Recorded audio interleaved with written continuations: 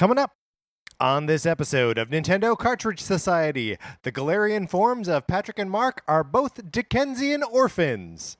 It's dangerous to go alone, so the Nintendo Cartridge Society goes with you.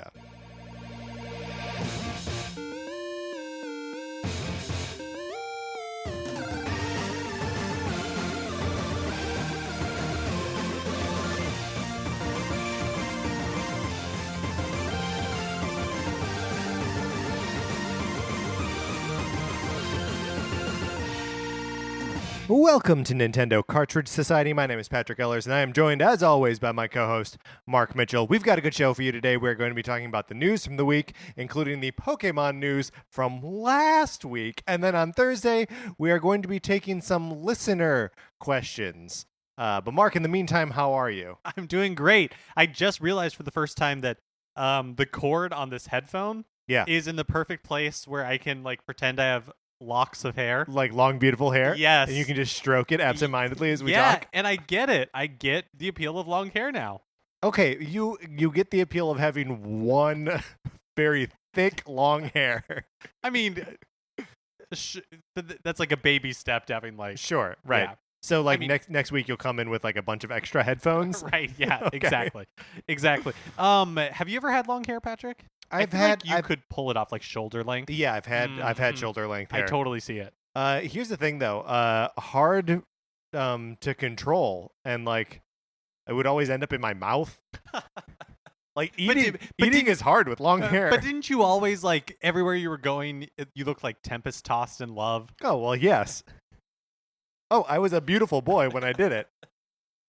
So, you have to balance those two things out. Speaking of balancing out beautiful boys, my copy of Sonic Forces, it will...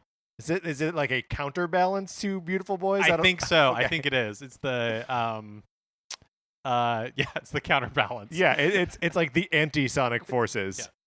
Yeah. You can borrow my copy of Sonic Forces for the Nintendo Switch. All you have to do is email us at nintendocartridgesociety@gmail.com with a mailing address, and I send my copy of Sonic Forces to you in the mail. You play it for as long as you want. You send it back. Patrick includes return postage. It's all on me. Mark, what else are we doing? A Donkey Kong 3 high score competition. That's right. Now, warning up front, this game is terrible. But you can win socks. Yes. Mark has procured some socks for us, and whoever gets the highest score by August 23rd wins. And you can get those scores to us either by emailing us at nintendocartridgesociety@gmail.com or tweeting at us at NinCartSociety with photographic proof of your high score. That's all it takes. Also, while you're doing that, you should send us your Super Mario Maker 2 levels. Yeah, because... Look, Nintendo announced over the weekend that there have been over 5 million courses uploaded. And so far, you guys have sent us 11. Which we love. We love those, but we would love more. We would love more. Look, I'll be happy when we hit 1 million. Yeah. When people have sent us 1 million courses. I don't know that I'd be happy when we hit 1 million, but I'd at least feel fine about it. Right, sure. Yes, we will. Let's let go the dream of ever feeling happy. Let's at least be satisfied in this one tiny sliver of our lives. And I think that's it. Yeah, that's it. All right, Mark, let's get into what we've been playing this week.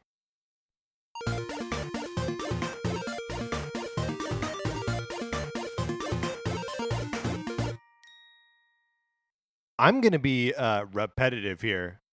Because I'm in love with Fire Emblem Three Houses. Me also loving Fire Emblem Three Houses. It's just so the more I play it, the more I realize that everything that I said about Fire Emblem Awakening and the way it has this great synthesis between the relationship building and how it affects your units and how they do in battle, and then that in turn affects how the social dynamics work. I feel like this game does all of that but better, and I care about everyone. I just want to recruit everyone to my cause.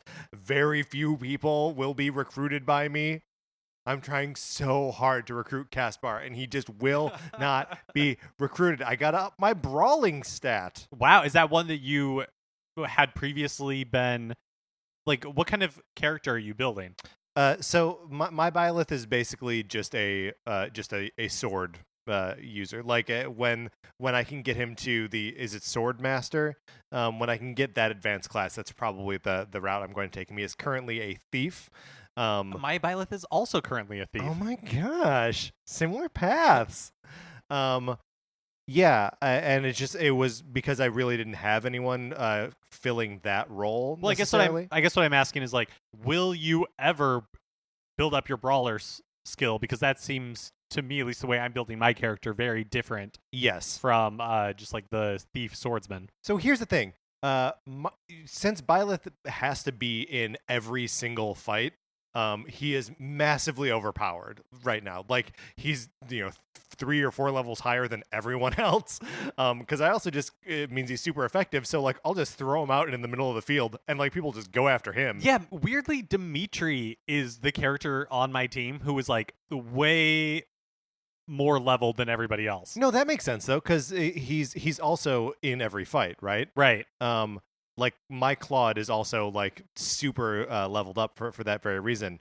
So like both of them, I will frequently send everyone else on a mission, and then like the two of them go like around the top side of the map and just like clean up there. But yeah, and eventually I recruited Catherine, the teacher Catherine. And she is a sword master, and it's like, oh well, now she and Byleth are a little bit redundant to each other. And they also both have like magical weapons or whatever they're called. So they're both too powerful.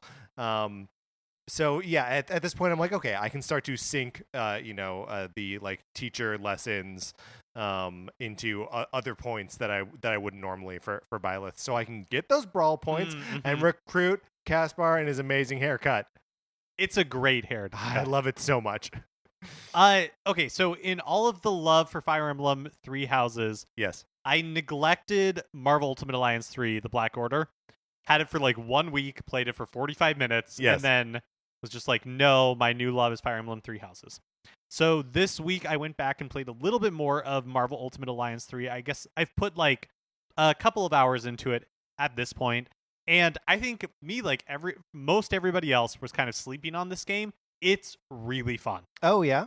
So the gameplay itself is fun. It's good.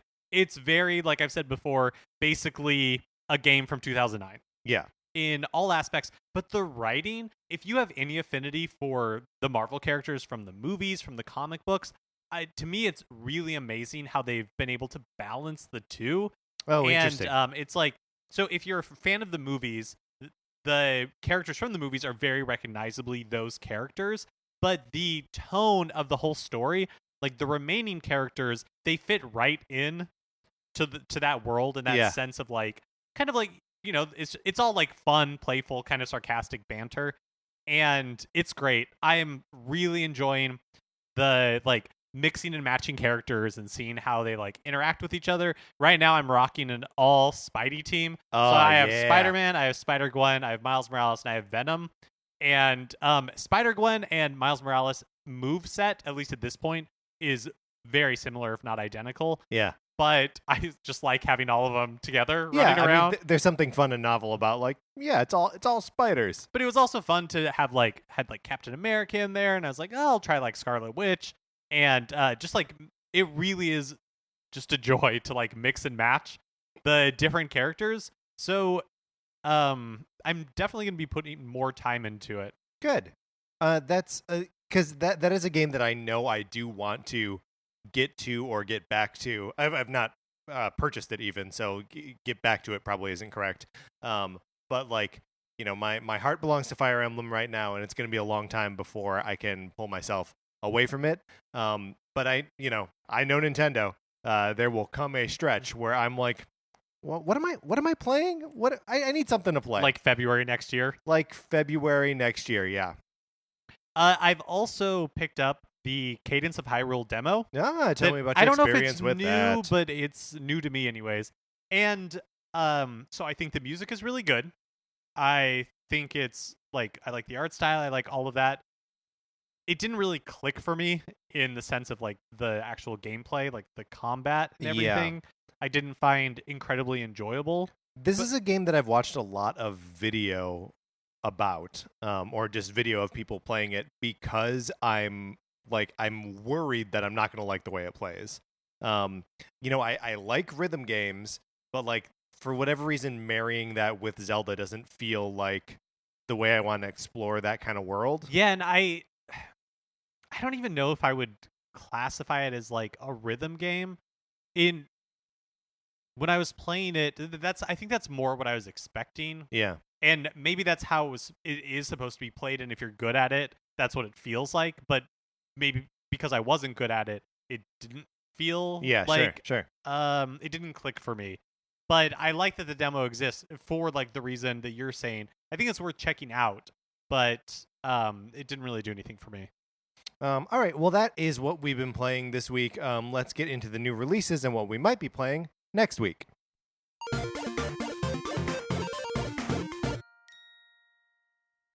Today, August 13th, Friday the 13th, the Game Ultimate Slasher Switch Edition is released. They saved that one for a Tuesday the 13th release. Classic. Isn't Friday the 13th, that's like the online multiplayer, like asynchronous game, right? Where like one person is the killer and then everyone else is the campers? I believe so. Is the Switch's online infrastructure like up for this? Or? I don't know. I have no idea. I mean, it reminds me so much of Dead by Daylight. Yeah. Is that what that game is called? That's basically the same kind of experience, yeah.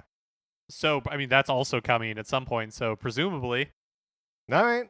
And then on August 16th, the Grandia HD collection is coming to the Switch eShop. Mm-hmm. It's Grandia, the Saturn version, and Grandia 2, the PC Anniversary version. Yeah, and both of those games have been updated with like textures and like new fonts and menus and stuff like that, and widescreen cinematics.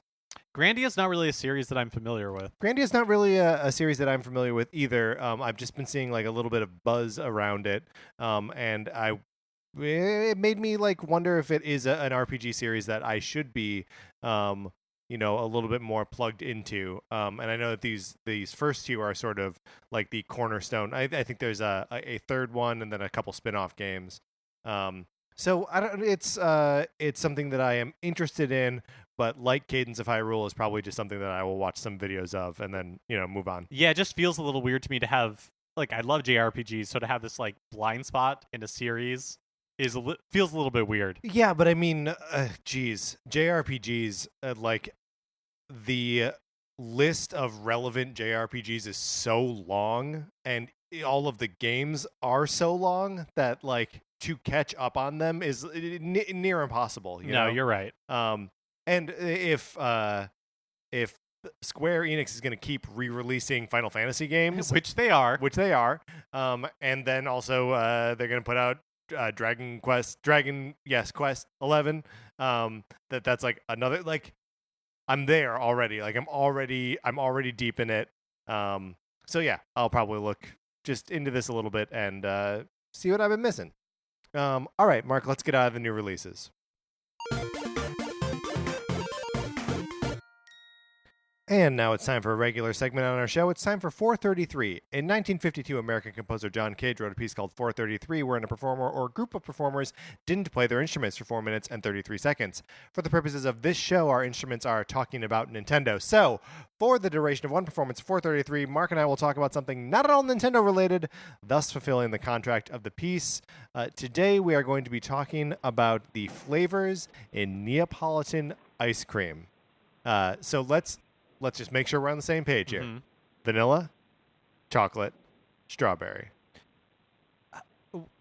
What is the genesis of Neapolitan ice cream? Do you know? No. Really putting you on the spot here. Yeah, you really are. Because we didn't talk about this as like being part of the topic. No, it's just not. But like now I'm just curious. Neapolitan. I'm looking it up. Okay. A native or citizen of Naples. Okay, well, there you go. That answers my question. Okay, Neapolitan ice cream is a type of ice cream composed of 3 separate flavors: vanilla, chocolate, strawberry ice cream, arranged side by side in a container, usually without any packaging in between. Wikipedia. History. Neapolitan ice cream was named in the late 19th century as a reflection of its presumed origins in the cuisine of the Italian city of Naples. So I guess that's where the name comes from. Fair. And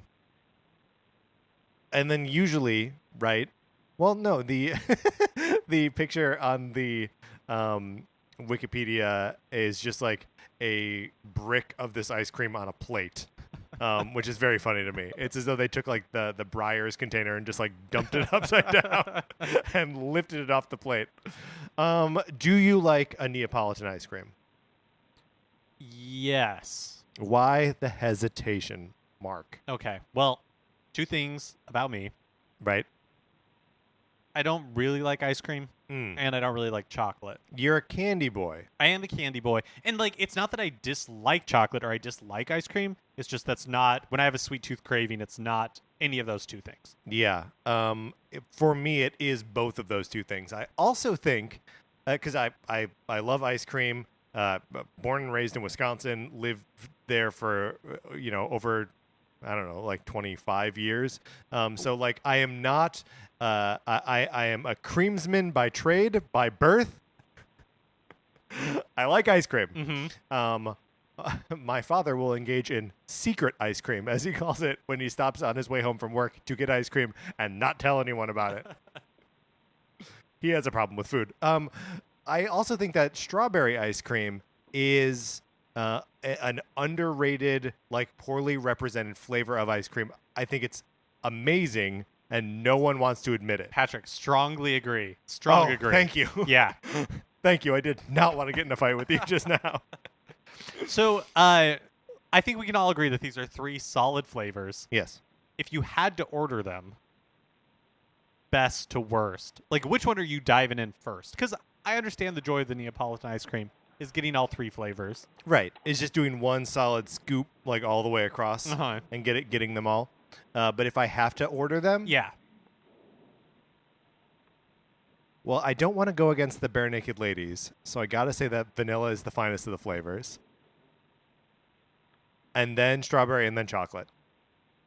So I think for me that the order in which I've liked these the best follows my path to adulthood. Okay, go on. When I was a child, vanilla was my favorite because it's the most like inoffensive flavor. Right. And then I really liked strawberry because it's the closest to candy. And then as an adult, I like occasionally to indulge in the chocolate flavor. See, the thing is, I do really like... So basically the same order. Well, didn't you say vanilla's the best? Yes, the finest. Yeah, I'm saying vanilla is like the least... Oh, I see. Yes. I see. So you were ranking them from worst to best, and I was from best to worst. Right. The thing that the why I put chocolate like the lowest on my list for a Neapolitan is that I don't think you're getting the best chocolate ice cream in a Neapolitan. Or probably like chocolate experience. Yeah, yes. But I guess that is also true of the vanilla as well. So why aren't I knocking that? Well, I mean, it is, well, because you don't want to anger I don't want to, that's right. Bare Naked Ladies, which is fair. Right. Well-known listeners of this podcast. But I also think that I forgot what I was going to say. So there is... Oh, well, I guess we will... If I just held off for a few more seconds, then it would have been by the applause. A nice, clean cutoff. We were accompanied today by, bear with me, Ike Anger Jorsvik Musiclang. Ike Anger is a great name. I think it's the name of a... it's not like a person named Ike Anger. Oh, because that'd be my pen name if I was making like a Clive Cussler type series of novels. You should get on that right now. I'm not even joking. Ike Anger is the best pen name I've ever heard. All right, Mark, let's get into the news.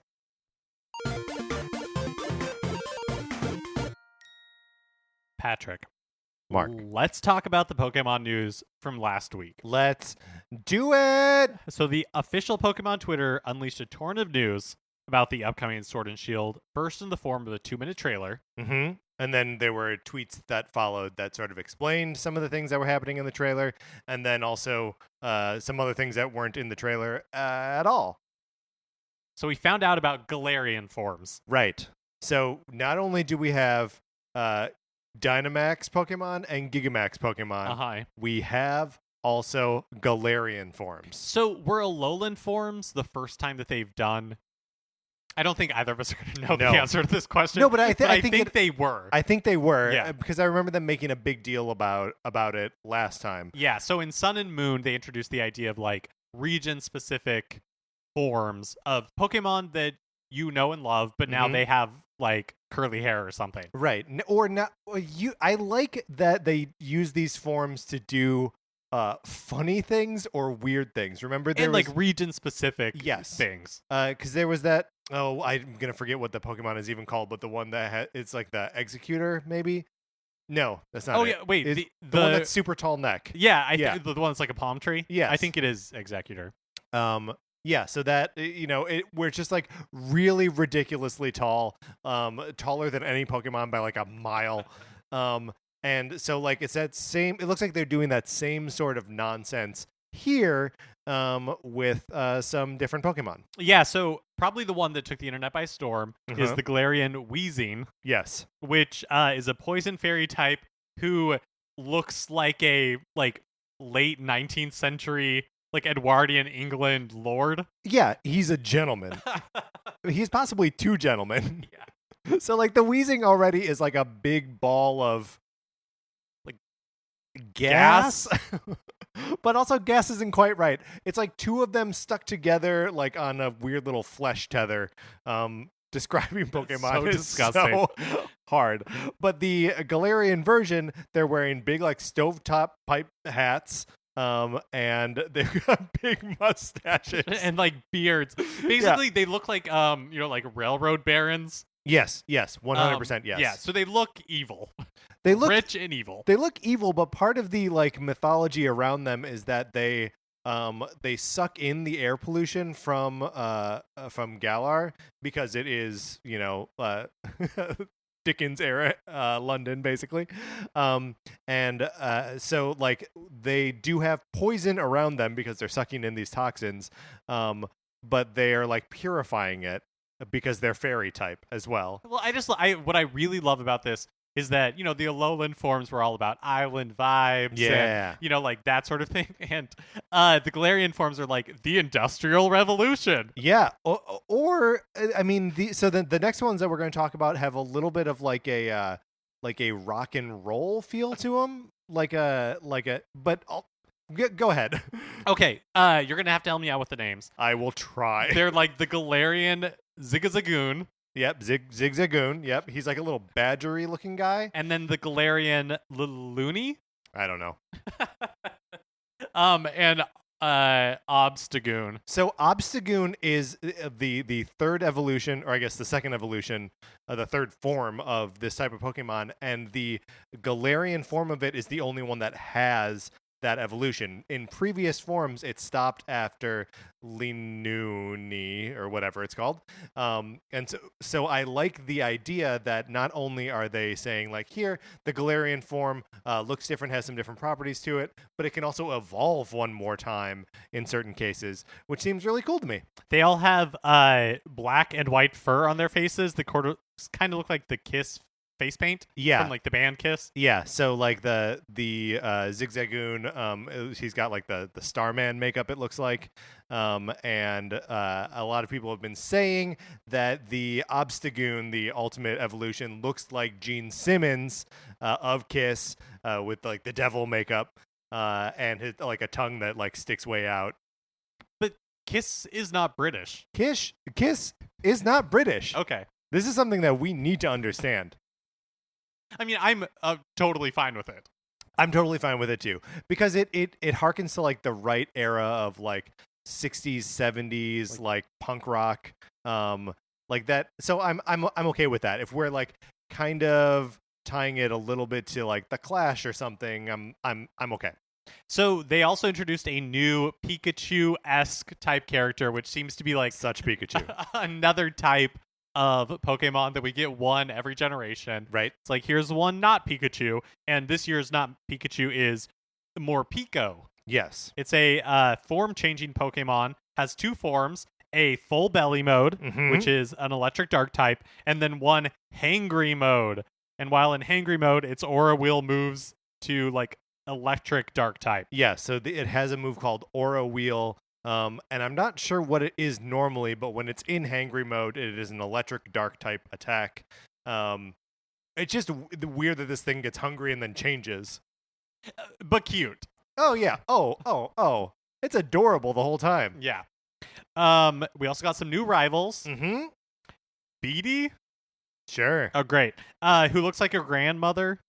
Yeah, but the Twitter account, when describing the character, is using masculine pronouns. So I don't know what I don't know who Beatty is. And then there's also Marnie, who is like a cool goth English chick. Yeah. And she's great. She seems really cool.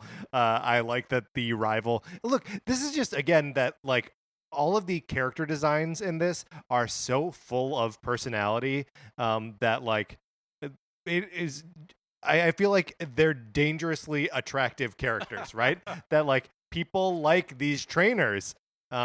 Which I mean, maybe that is always true of Pokemon's but I don't remember this sort of like hype around Sun and Moon and like being excited about the other people you were going to encounter in the game. Yeah, I mean, people really like Team Skull a lot. Yeah, that's true. But I can't really remember like the rivals in particular. No, me neither. So there's no Team Skull this time, but there is Team Yell, Mm-hmm. which are like football hooligans. They definitely are. Which I really like. They're basically a Marnie's toxic fan base that they want her to win and be celebrated at all costs. She cannot control them. So they'll show up to events and like cause a ruckus and she'll be like, "No, please don't." And they'll do it anyway. Like an improv scene. Like right. Everybody Look, drink. Here's a rule in an improv scene: when someone says, "Please don't do this," you have to do it. It's only an improv. Only an improv. In life, do not do the thing you are told not to do. And because the gig economy, Pokemon can get jobs now. Yeah. It's a little bit unclear what happens to them when they get jobs, but like you send them out on jobs. Yeah, I think it you see similar mechanics to this in other RPGs. Yeah. I know like Fallout Shelter, just for example, is one where like you send a citizen of the shelter out and then they basically are just like off screen doing stuff, and then when they get Leveling back up. you get like a reward or something. Yeah. That's what it seems like here. Instead of just having Pokemon sit in your box and you don't use them, there's some utility for the Pokemon and you can keep like leveling them up. Yeah, and that's fine. I don't. This seems like a just another little like busybody mechanic in a Pokemon game that I will forget about and not actually utilize. Yeah, but I think that I think that's okay. I think one of the things Totally. that I'm realizing the more that I just like have less time to play games, like Fire Emblem Three Houses is a really good example. People would probably listen to the way that I'm playing it and be like, "Oh, you're playing that all wrong." But the cool thing about games is you can play them however you want. Oh yeah, if you're enjoying a game, you're playing it right, right? Yeah. Well, I don't know. I really used to think that like, oh, you're supposed to not necessarily do things one particular way, but it's like, oh, if you're not like following the story or whatever, why like you're not getting the full thing out of the game. But then now you see, I don't know, like I guess my eyes have been opened because you see people who are just like spending entire games trying to kill enemies by opening doors and doing like stuff like that. Yeah. Where not the traditional gameplay, but I don't know. I don't know why I went on that little rant. Pokemon jobs. Because we know that Pokemon jobs are probably not jobs that we probably will not participate in this, and that's fine. Doesn't make the game any less good. Yeah, totally. Hey, are your Joy-Con drifting too much? Yes, they are, Mark. Do you want to spend $80 for a new pair? Because they're green. Oh! You can get green Joy-Con in North America starting on October 28th. You can currently pre-order them on bestbuy.com. Yeah. So here's something I'm not entirely clear on. They are being marketed as green, the color green, but they look to be identical to the green that comes in the neon pink, neon green Splatoon 2 set of Joy-Con. So I don't know if these are also neon green or if it's the same color and the name is changed to just green. Right. When it's by itself, it does look less like it looks like a less loud color, but like if you compare them like side by side, they look identical. It wouldn't surprise me if it's the exact same ones. Right. Coming off the heels of some controversy surrounding the new casino in Grand Theft Auto 5 and just general controversy around loot boxes in general. Nintendo, Microsoft, and Sony have all announced policies requiring developers include a complete list of drop rates for all randomized loot boxes at some point in the future. Yeah, in 2020, or not before 2020. A statement from Nintendo to Eurogamer reads as follows. Quote, at Nintendo, ensuring that our customers can make informed choices when they play our games is very important. As part of our ongoing efforts in this area, Nintendo will require disclosure of drop rates in Nintendo Switch games that offer randomized virtual items for purchase, such as loot boxes. This requirement will apply to all new games and include updates to current games that add loot boxes through in-game purchases.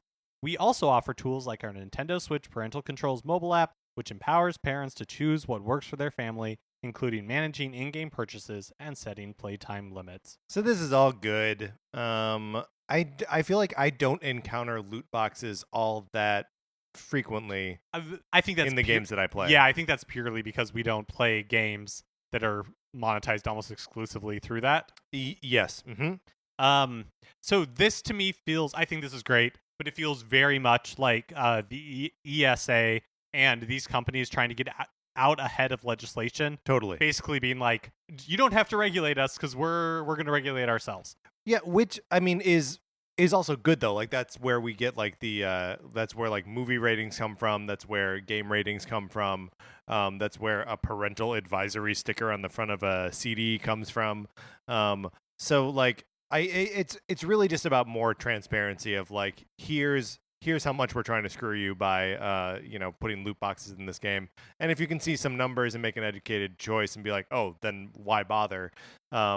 I guess maybe the thing that sort of elides is the like addictive nature of gambling. Yeah, to me this feels like in California, your restaurants are supposed to put the calories on the menu so that way people can make healthy choices. But I don't really think that has been effective in the way that they were like, it's great to have more information, but I agree completely that like taking these steps won't stop people who are addicted to loot boxes or addicted to gambling or have that sort of, like personality. It's not going to stop them from doing anything. Right, because I mean, people also spend too much money playing the lottery, and like the odds of winning those is well known and very low.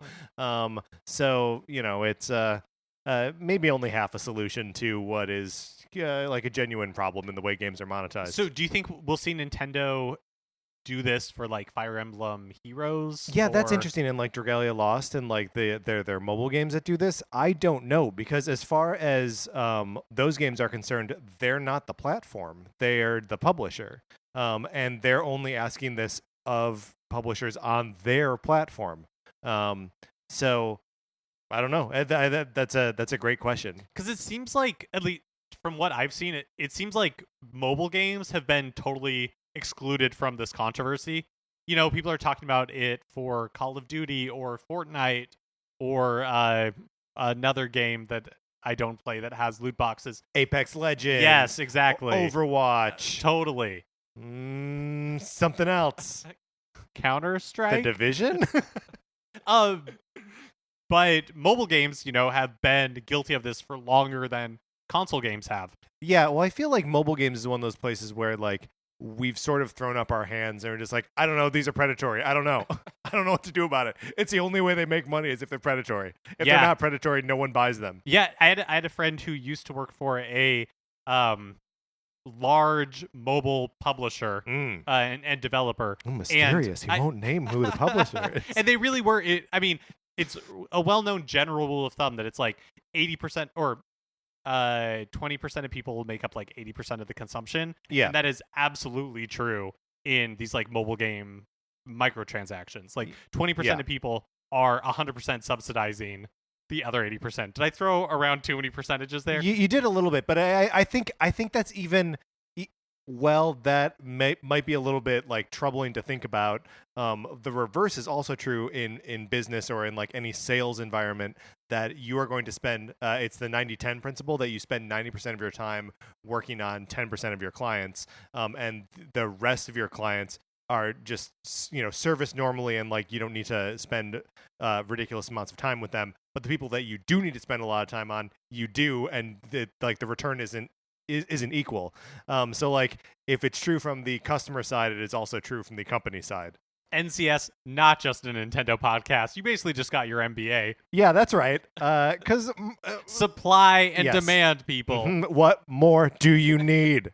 The NES Switch Online games for August were revealed, and boy, are they weird. These are weird games. So we're getting Vice Project Doom and Kung Fu Heroes on August 21st. Now, Kung Fu Heroes is like a rare NES cart, right? It is not a game that a lot of people had access to, and so it's not one that you're going to have like memories of playing at your cousin's house or whatever. I am very interested to try both these games. So I'm not, but I've really come around on these NES online games. Tell me why. For the reason that you mentioned, like Kung Fu Heroes. Yes. Not well known. Not a lot of people had it. Not like there's lots of cartridges out there just floating around. Right. And in a way, I think it's really cool that Nintendo is spending the time to like make these. I mean, this part I don't really care about, but like the online part of it kind of feels like wasted effort to me. But I really like where it's like, yeah, the NES library is huge. Huge and strange. There are so many people now who are Nintendo fans or grew up in the N64 or GameCube era that the NES is, a complete mystery. And so I think it's really cool to be reintroducing these games because I don't think they're totally void of value. Yeah, well, and whether or not like they're games that you actually like want to actively play, the fact that they are being like represented, even just like as historical artifacts, is very interesting. If they like rebranded this thing as like NES Museum, like that would be great. That you could just like go in and see what these games are about. And then like that also makes the like the SP versions of the games make a little bit more sense, where they're like, here's what the game is, but also here's what the game could be if you worked really hard and like got all the power-ups or whatever. Yeah, I completely agree. And not to keep like harping on this, but if we ever did get a SNES online for Switch, we've talked about before that a lot of NES games don't really do anything for me. But I love this idea of, like you were saying, as an SNES like museum is so appealing to me because I know that there are a ton of amazing Super Nintendo games that I've never played. Yeah, man, it would be so cool if they could get like, because I feel like the Super NES had so many like licensed games, like give me those like those Disney games on there. Like I want to play the Lion King game on the Super NES. Like how cool would that be if they could actually get their hands on them? And finally, last week, DuckTales Remastered was removed from all digital stores, including the Wii U eShop. August 8th was the last day to purchase the game. They really put it on discount. It was 75% off. Of course, oops, we're past that. We've blown past that date, but I think they announced it on like Monday, and then the 8th was Wednesday or something along those lines. Yeah, it was really short turnaround. Yeah. So I mean, this is obviously was one of the things with like Disney games, or anything with a license that is that sort of fragile, that it could go away at any moment. But one thing I just wanted to I wanted to say about the about DuckTales Remastered coming off of digital stores is, guys, this is not that big a deal. This was not a good version of DuckTales. They redid the graphics so it looked, like the old cartoon. Got original voice actors back, which is cool, but the game is so chatty, and it introduces like a new level at the beginning of the game before you go into the like world select screen, and it doesn't have any of the like quality of life improvements that the Disney Afternoon collection, like, doesn't have the rewind feature, for example. So like it is an interesting, people were very excited about this game to come out in the first place. It wasn't as good as the original DuckTales was. Well, and also the original DuckTales, like you mentioned, is available in the Disney Afternoon collection. Yeah. So again, not on Switch or on a Nintendo platform, but yeah. But available. Available, yeah. So I mean, if you're worried about not being able to play DuckTales, just grab the Disney Afternoon collection now. It's got DuckTales. It's got a sequel to DuckTales. It's got 2 different Chip and Dale's games. So like, you get that. That's a much better package than a DuckTales remastered. Like, I'm sort of happy to see DuckTales remastered go. I'm more power to you if you liked it, but like, I just don't think it's a big deal. All right, Mark, let's get out of the news.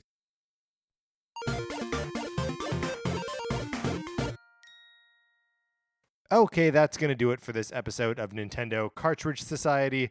Remember, please rate, review, and subscribe on Apple Podcasts. If you like this episode, you can share it on Facebook or on Twitter or on a bulletin board at your coffee shop under someone offering guitar lessons for $35 an hour.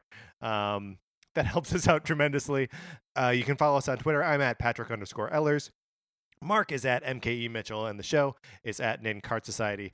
Olivia Duncan made our logo. Our theme music is provided by 8-Bit Betty. You can get more of his music by going to 8bitbetty.com or by listening right now.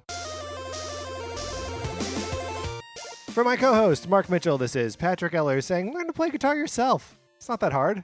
Find some videos online. Save $35. Thanks for listening.